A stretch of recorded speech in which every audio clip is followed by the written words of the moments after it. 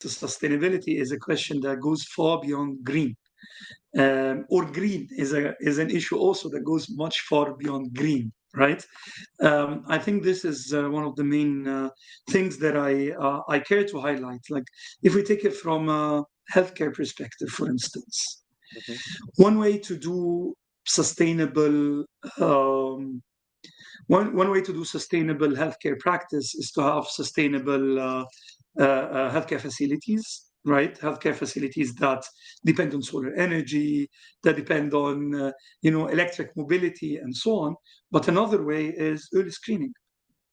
Like, take it that way. If I knew that the sick patient is sick early on, I could give him the medicine, he could get better, right, early on, and hence the whole spending, whether it's carbon spending or financial spending or societal spending, societal costs, carbon costs, and clinical costs that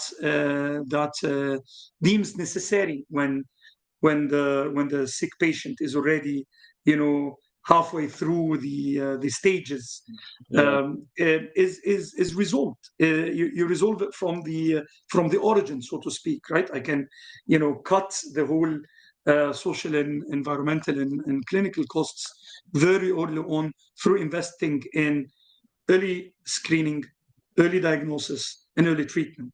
And early financing, part of this is also early financing of the treatment.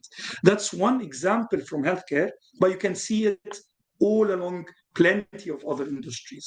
If I say early screening, I'm not only talking about screening patients, but screening problems, right? Screening gaps early on, before before there are costs that you start thinking about how to reduce these costs. You can eliminate these costs from the very beginning if you could track and trace problems, whether they're clinical problems, social problems, and environmental problems early on.